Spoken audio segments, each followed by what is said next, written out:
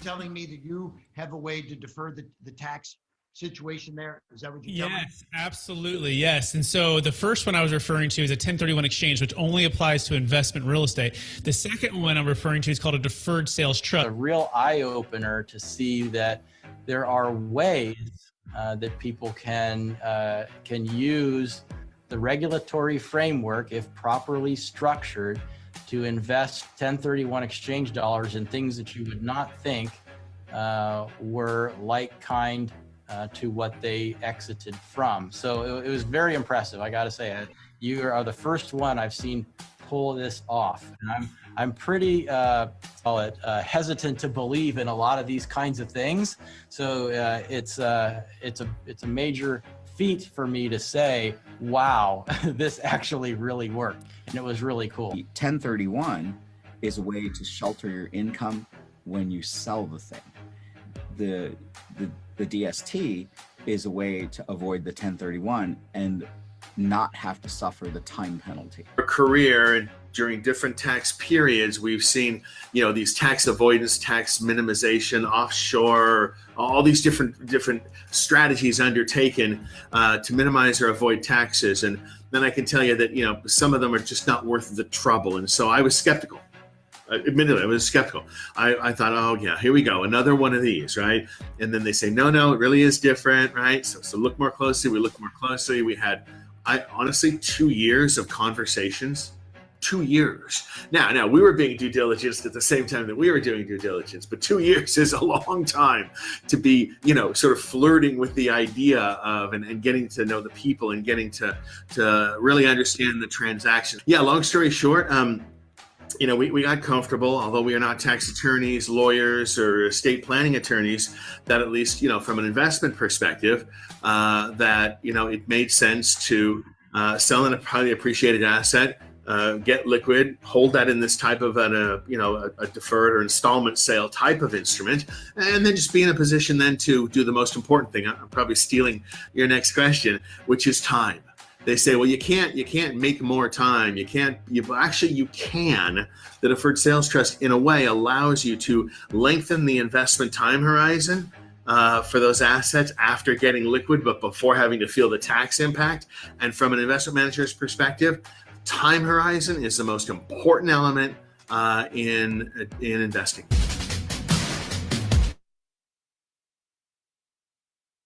Hello, everybody. Hey, welcome to another DST Masterclass with Capital Gains Tax Solutions, where we believe most high net worth individuals and those who help them, they struggle with clarifying their exit plan and ways to defer capital gains tax and also build wealth in changing times, where you have a lot of things happening right now in the marketplace and people looking for clarity, confidence, and a plan. And so we're here to work together to help refine those plans, refine what's possible, and also answer live questions regarding the Deferred Sales Trust. It could be a 1031 exchange. It could be cost segregation. It could be a number of things so you can create and preserve more wealth or help your clients, friends, and family do the same. For those who don't know me, my name is Brett Swarts, and I'm the founder of Capital Gains Tax Solutions. And I just believe everyone needs an exit planning coach, right? Because you've worked so hard to build your real estate portfolio. You've worked so hard to build your business, or you did really well in cryptocurrency or something else that has extended your wealth to ballooned it to a big number. And now you have this gain, and this gain is going to be taxed somewhere between 25 and 50% unless you properly structure a plan and work with the team to make sure you can defer that and try to help mitigate some of those taxes along the way. And the government gives us these tax incentives to encourage us to keep money in the marketplace, to create more jobs, to create more housing, to do things that they don't do very well, but they can't force us to do that, but they can tax incentivize us to do that. And so this is what we're here to do, just to kind of see what's actually possible and how these things work, answer your questions, and then also talk about live deals. So that's a little bit of the vision. We're going to also introduce some of the team. We do have Jake Miller, who is the financial advisor, CFP, expert in the Deferred Sales Trust now as well. One of our strategic alliances, our go-to financial advisor. Jake, how are we doing today? Doing very well, Brett. Calling in from the country of Colombia, where we have some projects that some DST clients might invest in. Very happy to call in today. Phenomenal. I love that. And hair is on point today. I got a haircut to try to catch up with you a little bit, but I have that thin hair. I don't know who has that thin hair where it kind of goes anywhere you want it to go, but it's hard to get that, that soul glow. Do you remember that one, Jake? I got to watch that movie again, by the way. If you haven't seen Coming to America in a long time, I think you got to watch it. Yeah. Put it on your list at least once a year, right? Just to remember where we grew up and what happened during those times, right? Now, speaking of that, it looks like Pierce and I have coordinated. Pierce, I didn't know that we went to the same dresser to buy clothes. Yeah, that's a Christmas gift. Free jacket. Very nice. Yeah. I appreciate that, Pierce. You're looking really good today. Did you also shave for us today? It's not just the mojito on the beach. Yeah, for you guys, this is a big day, man. I got a live deal that I'm going to be underwriting on video here, so you guys can catch that afterwards. I'm excited. We'll do a little cash flow comparison. That sounds awesome, Pierce. For those who don't know who Pierce also helped co-host the Capital Gains Tax Solutions podcast. He's a commercial real estate agent and luxury agent down in Newport Beach. And he's also one of the foremost, I guess, even becoming a thought leader on the Deferred Sales Trust. He's got it very dialed in. So that being said, let's dive into let's do a deal close story of the week. How about that? We haven't done that actually in a little while. Let's just dive right into some of the practical deals that have closed recently. Let's see. I'll maybe let the audience decide. Okay. We can talk about a $17 million land deal out in, actually it was a $28 million land deal in Georgia. We could talk about a $17 million billboard land deal in Sacramento. We can talk about, let's see here. Jake and I just did a sale of a property in Oregon for a financial advisor who is cautious and skeptical and, answering all the questions. He's actually a financial advisor, right? So does anyone have a vote there? You can put it in the chat. You can just say hello. $28 million land deal. Okay, cool. So it's in Georgia. These two brothers were selling along with another gentleman, and they've developed this land. They bought it many, many years ago, and the path of development, they saw what was coming. And essentially it was, I don't want to say it's hitting the real estate lottery. It's more so buying and being very patient. It takes a particular investor to buy land and the path of growth and wait many, many years. I want to say they held the property for over 10 years.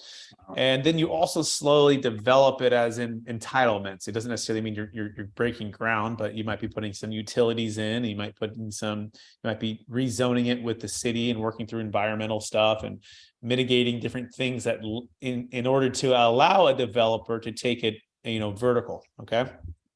So they had a huge gain and a huge tax. And they met, this actually was about 2 years ago, because also too, land deals take a long time. In general, they're just longer escrows for a number of reasons. And then COVID hit, so things stalled. But finally, as of 3 weeks ago, it closed. And the funds are now invested, and he's deferred a lot of tax. And he actually happens to be an insurance professional and real estate expert. So he's seasoned, investor and a credit investor, and very smart with real estate and insurance and in stocks and bonds and mutual funds too. He actually he's a very well-rounded client. But one of the best parts is I get a chance to learn from clients. And so that's kind of the short story. And we're moving forward, and he might do more with us, but it's a good part of his net worth, and he's excited to be able to be a little more passive at this point, a little more diversified. And I think also just to kind of be finished with this land that's, you always think it's going to go big, but it's not until it closes that you actually get paid. Or at least in like a multifamily deal, you're getting the cash flow. You're seeing it probably every single month. Land, it's a speculative land play of what it's going to be. It's not cash flowing. Typically, it's just appreciating. So Jake, you want to pull any nuggets out of that one? Well, I have a few questions, Brett. You mentioned that this individual has a lot of different investments, a lot of different assets. This is a very significant part of his net worth, but he has other things too. So outside of this land deal, do you expect that this client will use the Deferred Sales Trust again?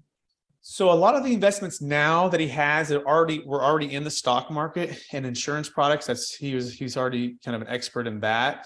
So this land portion represented a lot of that holding for real estate. And so with the deferred sales trust, yes, it can work for public and private stock.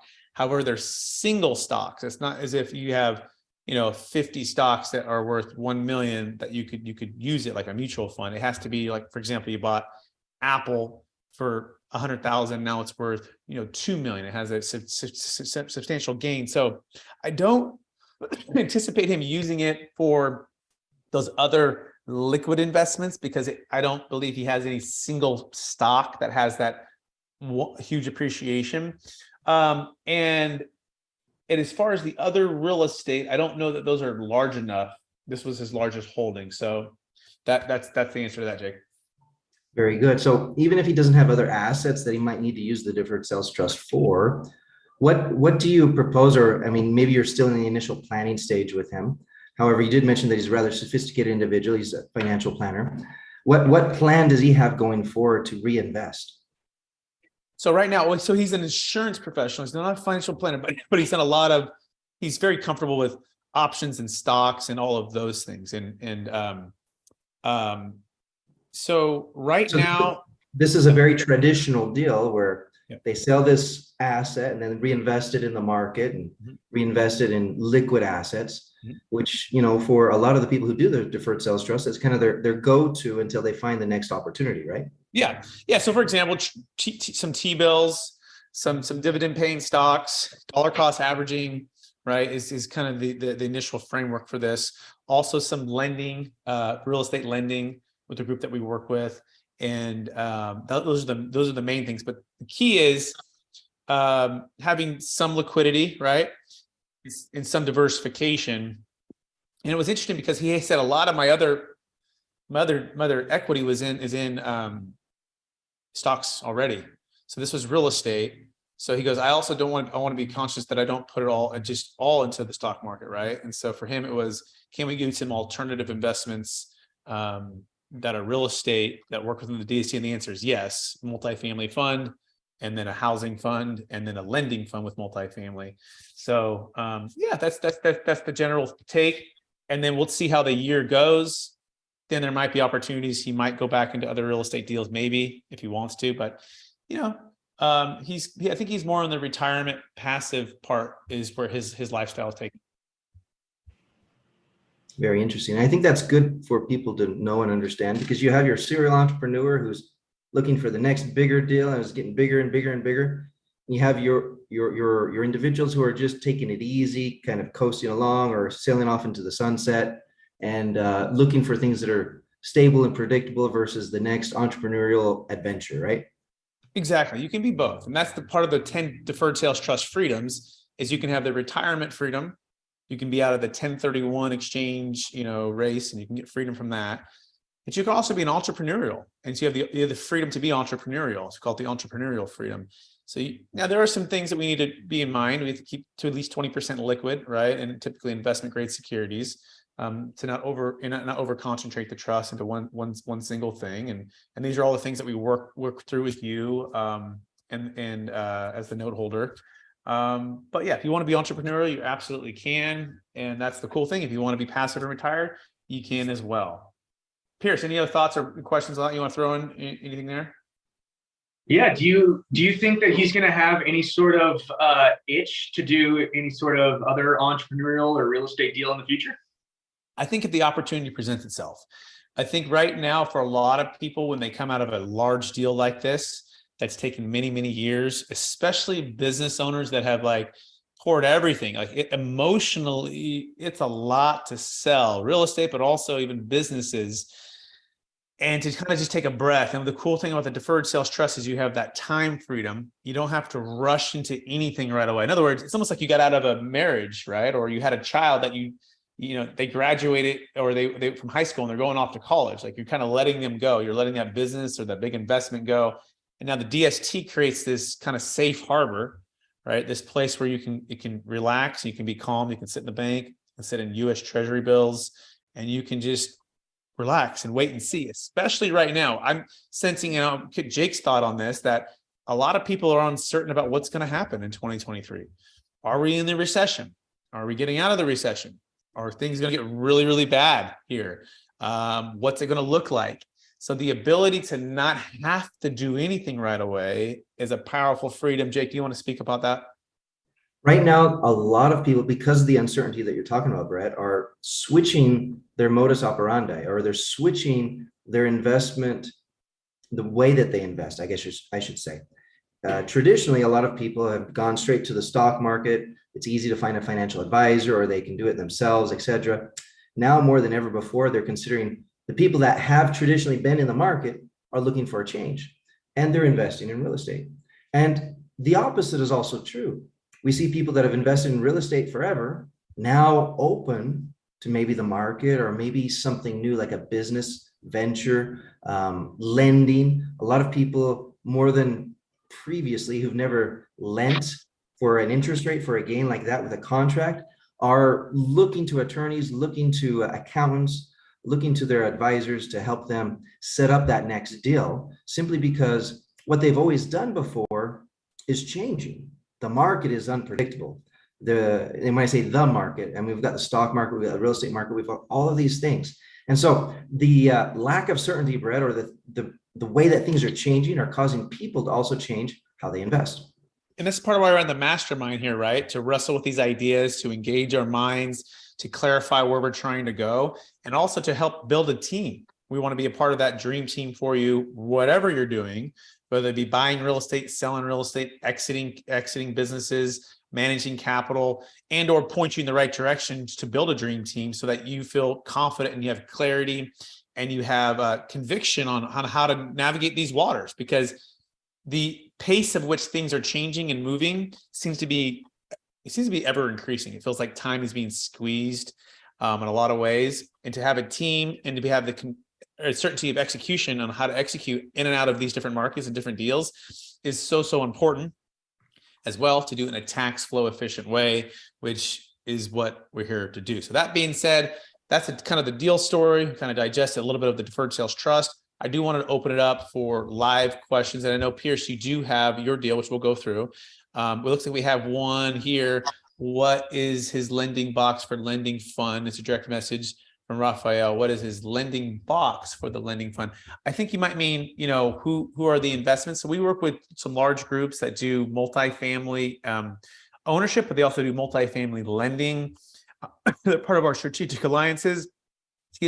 One of them is called DLP Capital. And what's cool about DLP is they typically will only lend to top tier preferred private groups or owners, individuals that have at least 20 deals under their belt.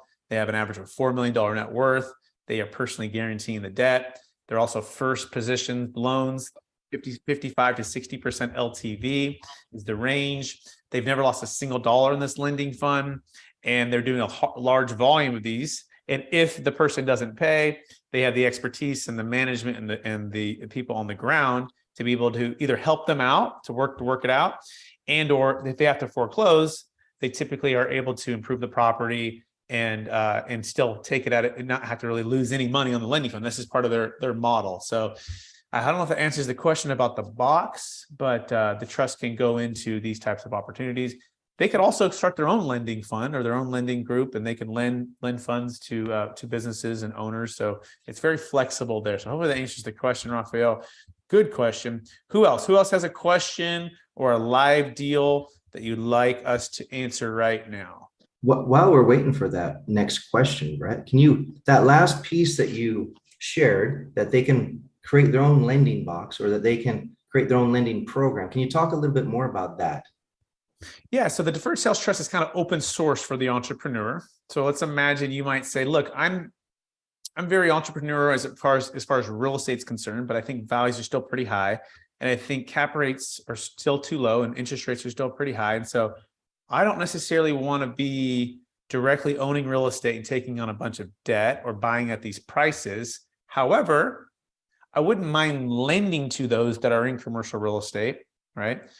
For a safe LTV. So you're still in real estate, you just maybe protect it more in case the property gets they don't pay, you can take the property back at 50 cents on the dollar. So That is the different way of investing into real estate without having to be a direct owner, but using the trust to partner with you to form a lending business, right? Doesn't have to be like kind because we're not a 1031. And you are running that business and you're in the business of lending funds to, let's say, a multifamily developer or a real estate developer or construction or fix and flip, right? So that is the as long as you're an active owner and you're not lending it to yourself and you're not lending it to like family, it's actually business purpose, it's legitimate. Does that answer the question, Jake? It does. And it goes a little further to help Raphael's question. He just commented that was perfect. So appreciate that. Yeah, I actually wanted to elaborate on that a little bit more. So essentially, I'm familiar with DLP. They're a big player in the private money space and what they've created. But more along the lines of the things that I do, like in California and stuff that I do nationwide, is they are trusted investors. Essentially, they're private people, and you underwrite to their risk criteria.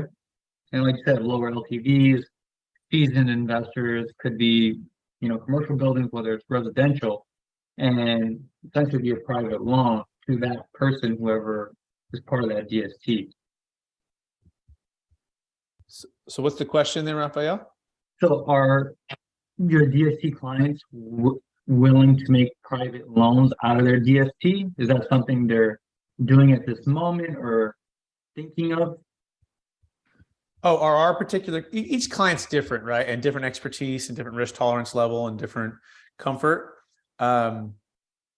So no, I don't know of any of our clients that are making individual private loans to individual investors at this time, but could they? Yeah. If that's what their expertise and their comfort level is, sure. Okay. I also had another question, but it's kind of along these lines. Can I go ahead and ask, or do you have like a presentation to complete? Okay. So I was helping this one client. I was able to we were about to get financed, but long story short, he changed his mind about getting the loan. It was a private loan. I was going to literally get it done in 4 business days. But the problem with the whole thing was he was in 1031. He fell out of 3 or 4 other properties because the sellers didn't want to make the necessary adjustments to the price or fix the deferred maintenance on the buildings. So his last day is January 16th, which is a federal holiday. So per 1031 guidelines, even if your end date falls on a federal holiday, it doesn't extend an additional day. So he ran out of his 180-day period, and he's going to get hit with taxes, capital gains for that property he was selling inside that 1031. So how would someone like that use the DST? So he wouldn't be in that position, because like you said, that race of the 1031, you have 45 days to identify a property and 180 days to complete the transaction. And sometimes that's not as easy to complete. Yep. So how do we save a failed 1031 exchange? Pierce, you want to take this one? Sure. So there's 2 options, really. Depending upon how early someone gets in, right? We can set it up so that the DST would either be the primary option, right? So they don't actually have to do a 1031 at all. And they could, eliminate that altogether. The second option is they could also start a 1031 and plug the DST in as a backup plan. Jake can speak a little bit more to this, but there's a lot of what he likes to call intent behind certain tax strategies.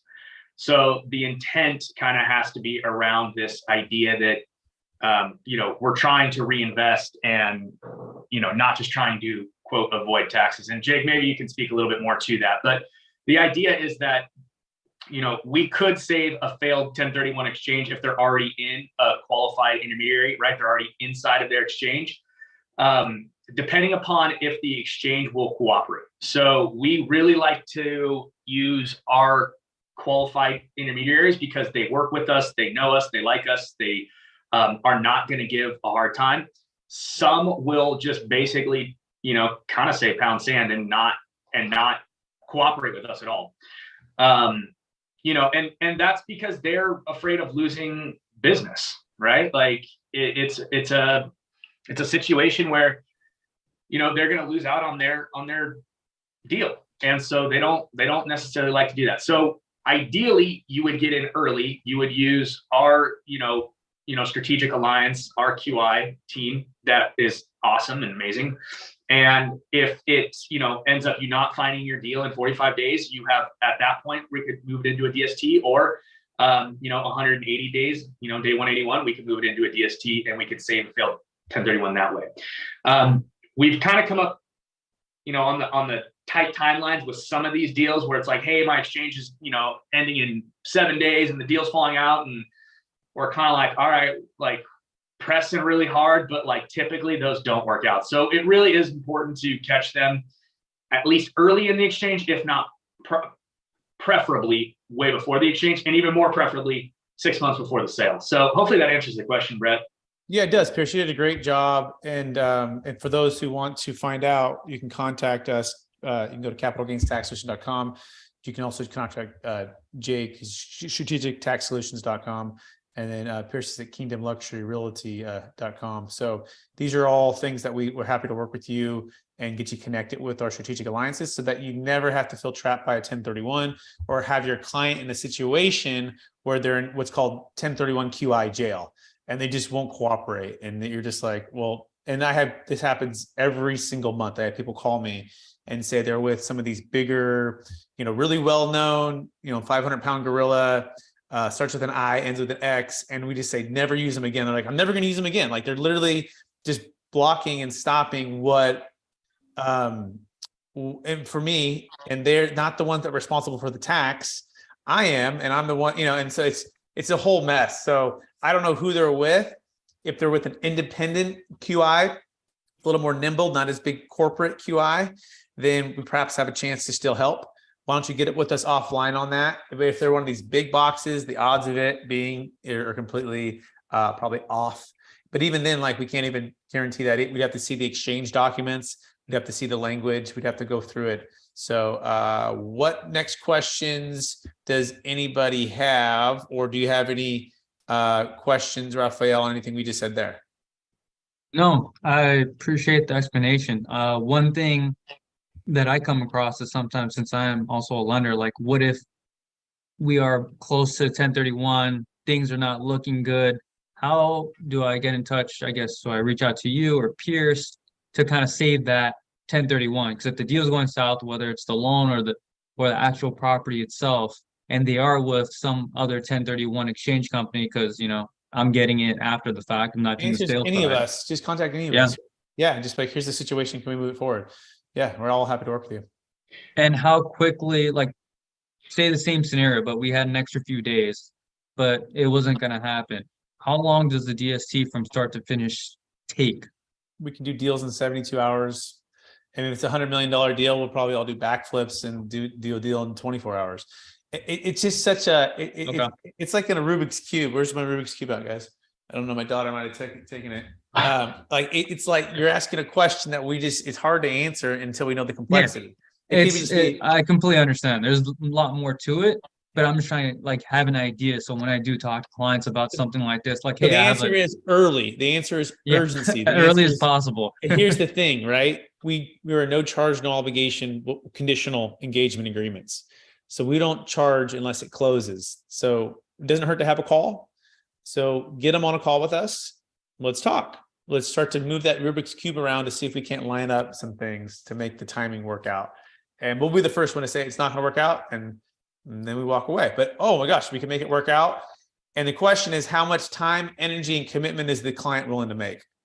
How much time, energy, and really dollars are they willing to put into the due diligence of getting to know, like, and trust us, and know, like, and trust the banks, and have an investment plan, and they're gonna have their CPA, and they're gonna have their tax attorney, they're gonna talk to the QI, they're gonna talk to their broker. I mean, all of these things start happening when people start talking about very large transactions on a new tax strategy they've never heard about before, with new people that they've never met before. And so are they your client, or are they just someone as a prospect, right? What kind of relationship do you have with them? Oh, I have an extensive relationship. Great. Well, that trust, you can transfer some of that to us because you trust us, right? So this is the part where this is what we're doing. We're here to solve problems, but at the end of the day, hopefully we're trying to clarify that you can know, like, and trust us. We have the systems and processes to get it done. We're never going to hold up a deal. On their side, they might, or their CPA might, or their spouse might, or whatever it is. So try to get, my encouragement to you is to get everyone in a room, bring their CPA, bring their brother-in-law who's a skeptic, bring whoever, everyone into a room with a call with us, and we'll all talk about it. And usually within an hour of talking with the tax attorneys, myself, Jake, and Pierce, people go from 0 or 10% to 80 or 90%. And then they do the deal. And sometimes it's 100% within 1 hour. Sometimes it takes 2 or 3 hours. But I say, if you give us 5 hours of your time, energy, and commitment to learning about the Deferred Sales Trust, talking with our clients, having your CPA talk with the CPA and tax attorneys, talking with the banks, looking at the investment plan with Jake, and looking at the other options as being a real estate entrepreneur. If you really do those 6 things and you spend 6 hours doing that, the odds of you not doing a deal with us are, I would say, probably pretty low. But if you're not willing to do all of that, the odds of you feeling comfortable to move forward with us are probably pretty low. So does that make sense, Raphael, as far as how I push that pressure back on the client? Because it really is about them and it's about their plan, but they've got to take that responsibility. Does that make sense? Yeah, it does. Thanks for the clarification. Yeah, you're welcome. Jake, any thoughts on that? What I just said, or any of the whole discussion there? You know, there's a number of different reasons why a 1031 might fail. And sometimes that's a surprise, typically if the accounting's not up to date or the accountant's not brought in soon enough, and there's a debt over basis issue, of which we take the Deferred Sales Trust and oftentimes couple it with other strategies, such as a Delaware Statutory Trust Fund or things of that nature. And we help solve 2 problems at once, not only the rollover of what would otherwise be taxed as capital gains, but this forgiveness of debt, which provides an economic benefit and is also taxable because of the debt over basis issue. So we kind of get 2 birds with 1 stone there. That's when we love the Delawares, and our 1031s are like our best friend, because that is one of the Achilles heels of the Deferred Sales Trust, which Jake just said. We cannot defer debt over adjusted basis. So let's just say it was a $3 million sale and there was 0 basis and $1 million of debt. We'd have to first stop at a qualified intermediary, and we'd put on, we do a partial 1031 Delaware into typically a 0 coupon deal to replace that $1 million of debt, which in turn defers or delays what would have been ordinary income tax of $1 million, which is the highest tax bracket. Then the other amount of money can go into the Deferred Sales Trust. So in this scenario, $2 million can go into the Deferred Sales Trust.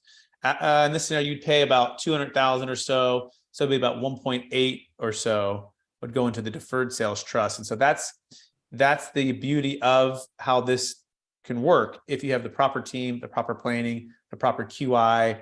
So yeah, great insight, Jake, on that one. So now, Pierce, I think you had a live deal you wanted to go through. Yeah. So it's an interesting deal because it's came off a cold call. It's a property in on Lido Island in Newport Beach. It's about a $2.5 million property. You know, and I called the guy and I said, you know, hey, would you, be against having a conversation about how we could potentially increase your cash flow, And he said, no, he's a businessman. So he's like, do your research and come back and talk. So I started underwriting the deal, and we have created a Deferred Sales Trust kind of cash flow comparison tool.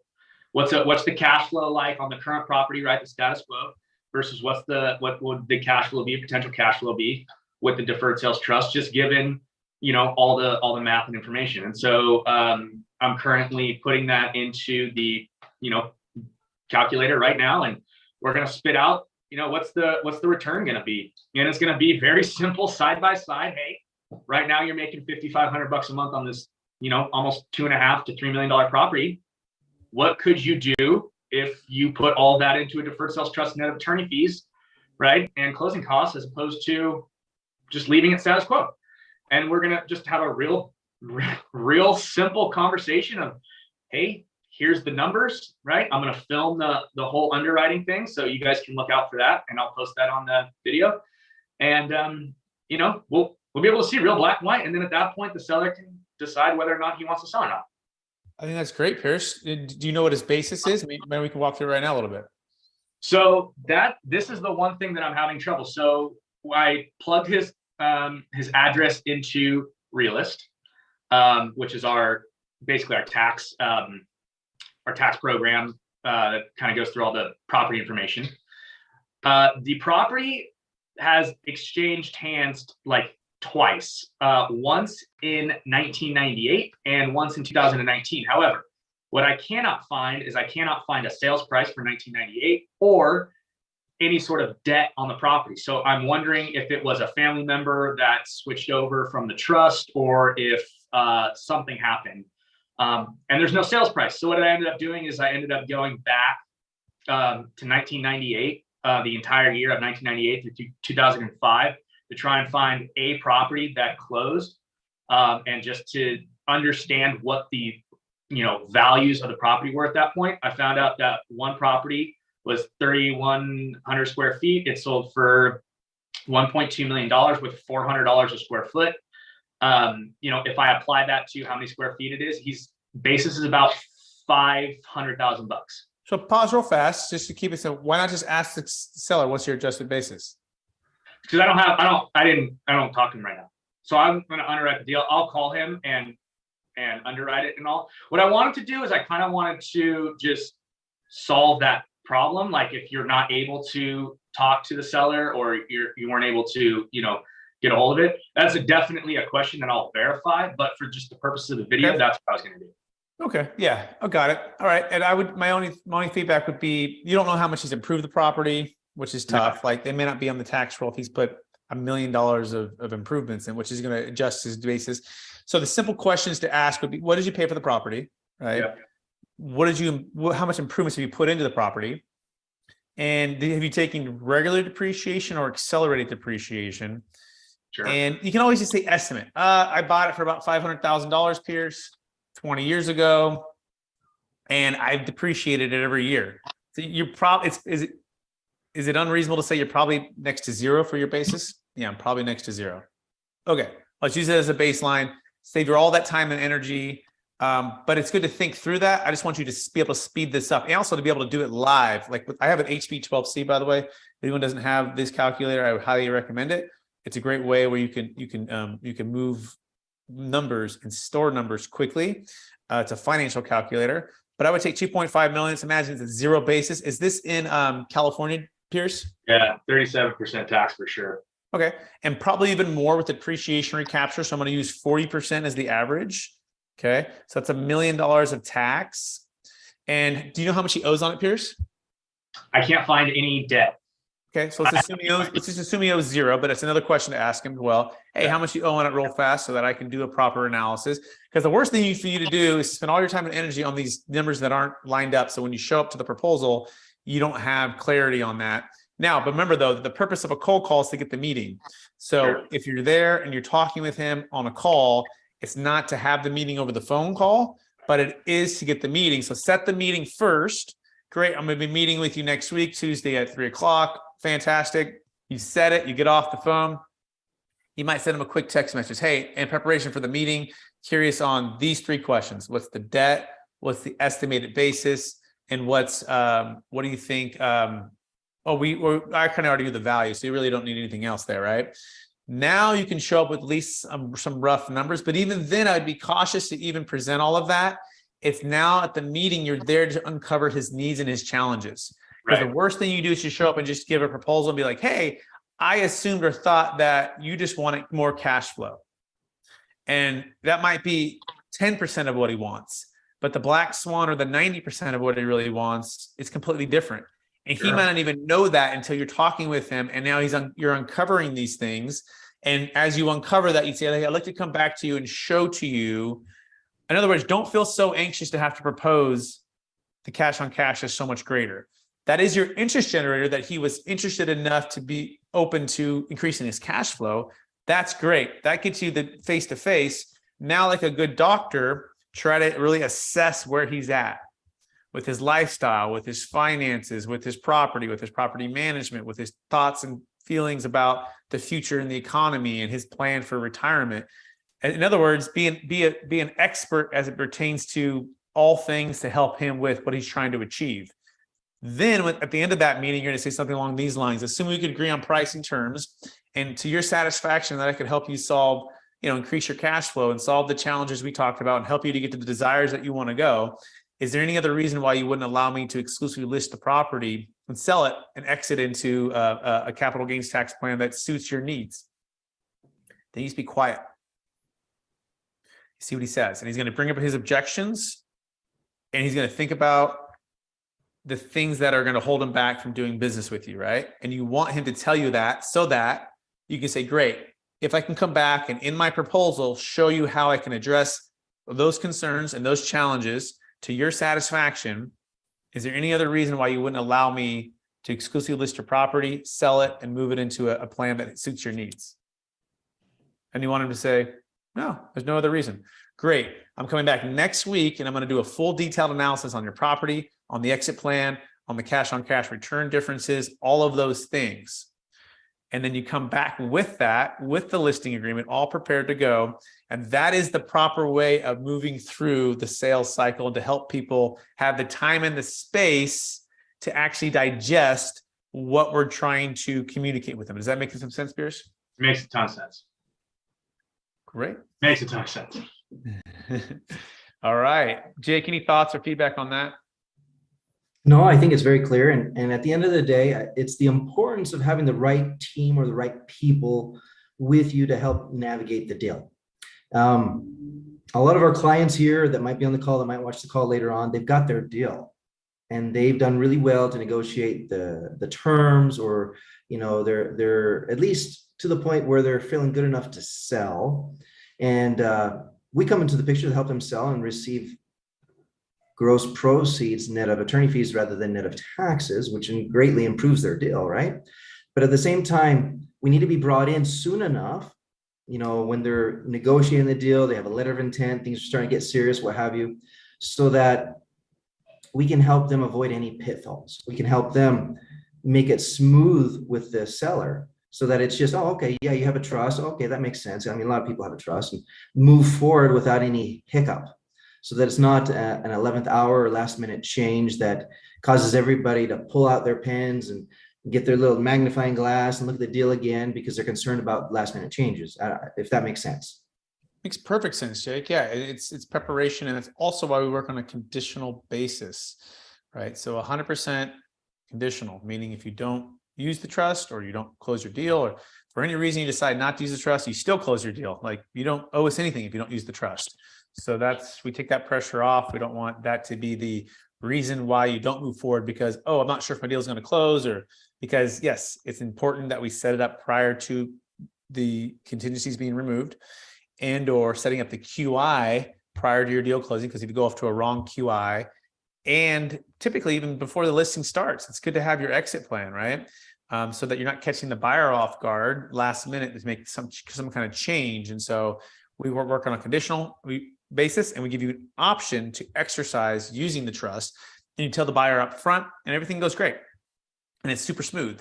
And when we do it that way, but sometimes people don't know. They find you're finding us right now, and you're like, oh, I got 10 days to close. Oh my gosh, can you still perform? Yes, we are happy to help and work with you if you're willing to commit your time and energy to get everyone in the room at the same time, basically, and or multiple calls to get things moving forward. So sometimes we're like ER doctors, right? People are rolling people in, and they've got 48 hours, 72 hours, a week before they're out on the table here, and we've got to kind of resuscitate them, right? But there's certain points where we cannot. By the way, if you're selling a primary home, crypto, business, stock, there's no 1031 option.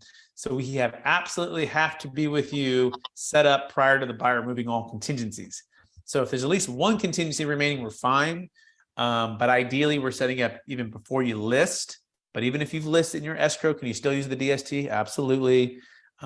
What is the cutoff? If they have removed all contingencies, it's over. Unless you're selling a investment property and then you use our strategic alliance, which is the qualified intermediary, to buy us another 45 days. Okay. So that being said, what other questions does anyone else have at this time? And I want to just invite some people. We got Ravin, we got Raphael, we got Sylvia, we got Steve, We got Maria. We got Debbie. We've got Miss, I'm not sure how to pronounce quite that name, but I'm going to do my best to pronounce the last name, Mr. or Mrs. Baja. I'm not sure. I'm sorry. I'm not doing that very well. So we also got Micah here. Micah, we haven't heard from you today. How are you doing, Micah? I'm doing well. Excellent. Happy New Year to you. Thanks. Yeah. Is Utah cold right now? Because it's kind of cold here in California.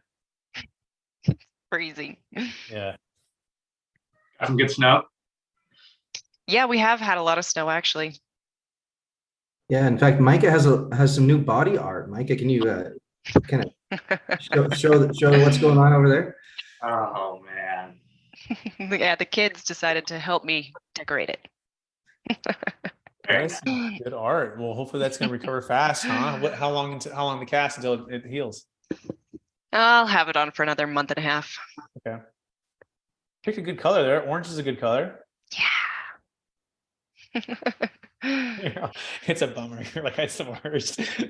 I've never broken an arm yet. I've done ACL surgeries, so those are not so fun. But we'll get well soon, Micah. Well, everyone should choose to only use one hand and type for the rest of the day and see how you like it. And it's your strong hand too, right? You're right-handed. Mm-hmm. Yeah. Well, feeling for you there. All right. If no one else has questions or thoughts, perhaps we can just wrap up. Jake Miller, if people want to find you, what's the best place to find you? Well, we have a website. It's strategictaxsolutions.com. So strategictaxsolutions.com, as well as an 800 number, 1-800-773-1848. Give us a call. Stop by the website, schedule a meeting. Pierce, if people want to find you, where can they find you? I mean, kingdomluxuryrealty.com. Also check out the YouTube channel, Living in Newport Beach, California. Excellent. If people want to find me, you can check me out at capitalgainstaxsolutions.com. It's capitalgainstaxsolutions.com. We have the new book coming out too.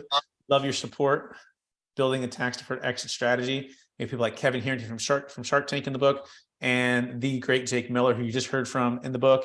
So capitalgainstaxsolutions.com. We also have the YouTube channel. We're on Spotify, we're on iTunes, all things Capital Gains Tax Solutions, Instagram, LinkedIn, all that stuff. If you want to call our office, it's 916-886-2986. It's 916-886-2986. Thanks so much for attending, watching the replay. Please rate, review, subscribe. Please share this so someone it can be inspiration to. We appreciate all your support out there, and we will talk to you every Friday, 10 a.m. Pacific Standard Time, 1 p.m. Eastern. We'll be back again, and take care. Have a great weekend. Bye, everybody.